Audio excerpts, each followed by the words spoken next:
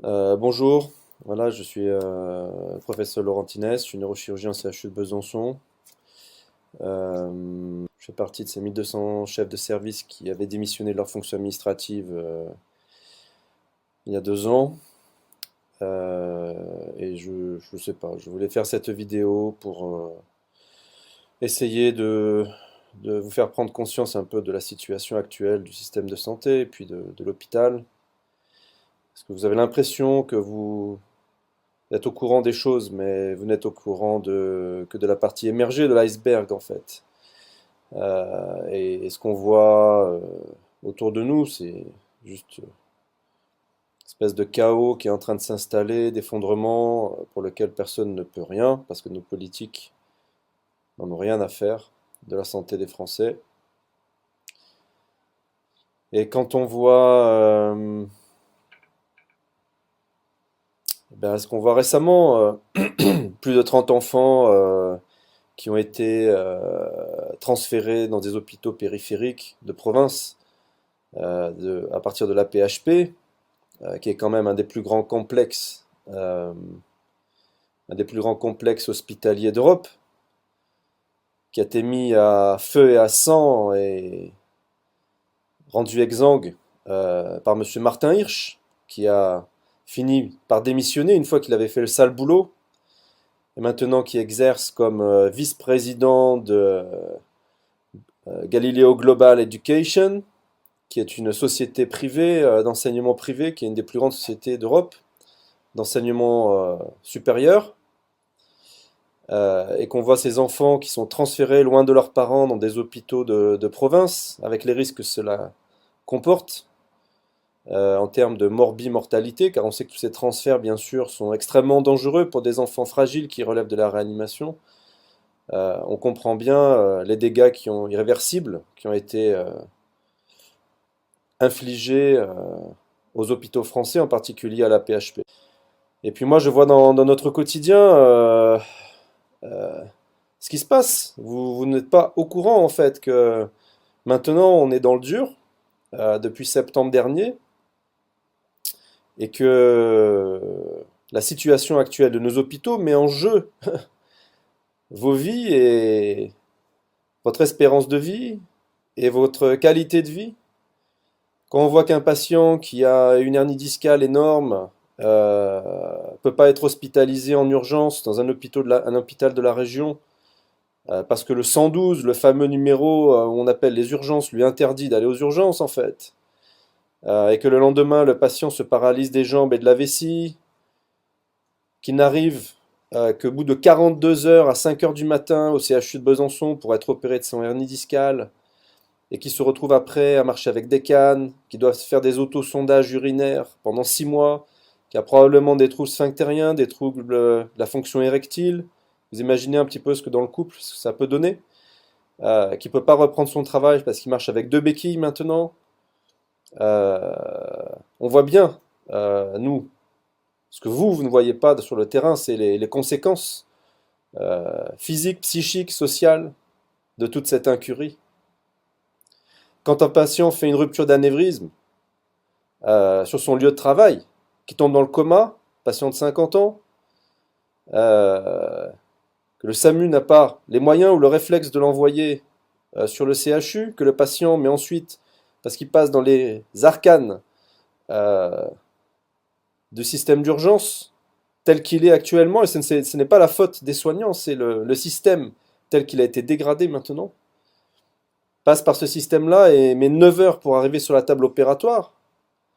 Et nous, on a fait le maximum pour ce patient.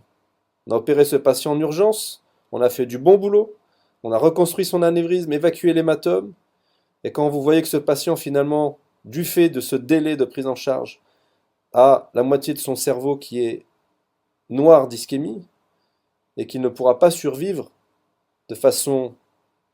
Vous comprenez aussi que toutes ces politiques, et cette incurie politique autour du système de santé, a des conséquences vitales pour votre santé, à vous, qui m'écoutez actuellement. Et nous, on voit ça de l'intérieur. Cette dégradation, elle est quotidienne. Le découragement des soignants qui n'ont pas été entendus qui ont été méprisés finalement depuis ces 6 années de gouvernement Macron, avec ce pseudo Ségur qui a donné vraiment des miettes finalement aux soignants. Euh, on sent l'écœurement sur le terrain, mais surtout, ce qui est plus dur pour nous en tant que soignants, c'est de voir qu'on devient maltraitant, négligent, on fait courir des risques à nos malades. On voit aussi les conséquences physiques et la mortalité maintenant qui arrive, car c'est bien là qu'on en est. Et nous, à Besançon, ça fait 7 ans qu'on a structuré notre équipe avec des médecins formidables, des aides-soignants, des infirmières, des cadres, euh, secrétaires, des psychologues, des orthophonistes, des kinés, et qu'on voit tout ce travail-là qui est mis à sac par cette politique libérale euh, qui depuis 20 à 30 ans n'a de cesse de crever l'hôpital public. Quand on voit qu'actuellement on est obligé de tourner avec 25% d'aides-soignants en moins, parfois certaines semaines 50% d'infirmières en moins que ce qu'on aurait, qu'on nous réduit l'activité opératoire de 20 à 40% selon les périodes, alors que nous on se bat sur le terrain pour cette qualité des soins. Depuis que je suis arrivé à Besançon et grâce à l'équipe qui m'entoure, bien sûr, on a réduit la mortalité de moitié. On a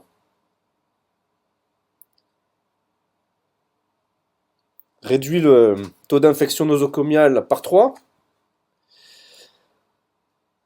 Et quand on voit maintenant l'état de notre service, mais qui est juste l'état de l'ensemble des services de l'hôpital public, à l'heure où je vous parle, et peut-être qu'à Besançon, on n'est peut-être pas un des services les pires, un des hôpitaux les pires de France, et qu'on voit que au quotidien, on est en train de mettre en insécurité les patients, mais aussi les personnels, et qu'au final, quand il y a des choses qui se passent mal à l'hôpital, c'est pas sur les ministres que ça retombe, hein, n'est-ce pas?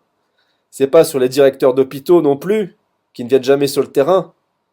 C'est sur les soignants, c'est sur les médecins en particulier, ou les chefs de service, que ces complications-là et qu'on demande aux gens de se justifier de la dégradation en fait finale de l'hôpital public. Et quand on voit que nous-mêmes médecins maintenant on est obligé pour maintenir une certaine qualité de soins, une certaine sécurité des malades, on est obligé nous-mêmes de nous tirer une balle dans le pied finalement. On est obligé de fermer des lits. Et là, nous à Besançon, ça fait 3, 4 semaines maintenant que j'ai revu la direction pour discuter de ça. J'ai pas de nouvelles. Et ça, c'est pas normal de pas avoir de nouvelles de son institution quand un service appelle à l'aide. Nous, on a un centre de recours régional. On prend en charge les patients de toute la Franche-Comté. Donc, ils n'ont pas d'autre endroit où aller, ces gens-là. D'accord? Et on ne nous donne pas d'aide, on ne nous donne pas de réponse, on ne vient pas voir dans les services comment ça se passe. L'hôpital est en difficulté, il n'est pas en difficulté, Monsieur Braun, l'hôpital. Il est exsangue, l'hôpital. L'hôpital, il est en soins palliatifs. Il est bouffé jusqu'à l'os par traitant de politique que vous n'êtes pas assez courageux pour stopper. Et finalement, ces ministres de la Santé, ils sont comme leurs directeurs qu'ils ont formés, qu'ils ont formatés, j'ai envie de dire. Ces directeurs d'hôpitaux, il y en a certains qui ont à cœur de travailler dans le service public, mais bien nombreux sont ceux qui sont formatés, qui sont dans une logique complètement démente, une logique financière, une logique d'entreprise, avec des logiciels de réflexion qui sont complètement détachés de la réalité du terrain, et qui sont maintenant complètement dépassés, débordés par la bête qu'ils ont créée, qui est hors de contrôle, celle de l'hôpital qui est en train de s'effondrer, et qui vous disent maintenant avec des larmes de crocodile, on est désolé, on ne trouve plus de soignants, on ne trouve plus de médecins, d'infirmières, d'aides-soignants, c'est pas de notre faute, vous comprenez? Eux qui ont validé le doigt sur la couture depuis des années, cette politique de destruction massive, sont maintenant dépassés complètement par ce qui se passe. Et c'est pas des nouvelles assises de la santé, un nouveau Ségur. On s'en fout de tout ça maintenant. Il faut du fric pour l'hôpital public, point barre. Il faut arrêter les conneries. Parce que là, il y a des gens qui meurent maintenant. Et n'attendez pas d'eux qu'ils fassent quelque chose parce que ça fait 6 ans qu'il se passe rien dans ce pays. Donc moi, ce que je voulais vous dire ce soir, et ça sera peut-être une de mes dernières vidéos, je pense, parce que nous, on est épuisés, on est à bout de tout ça.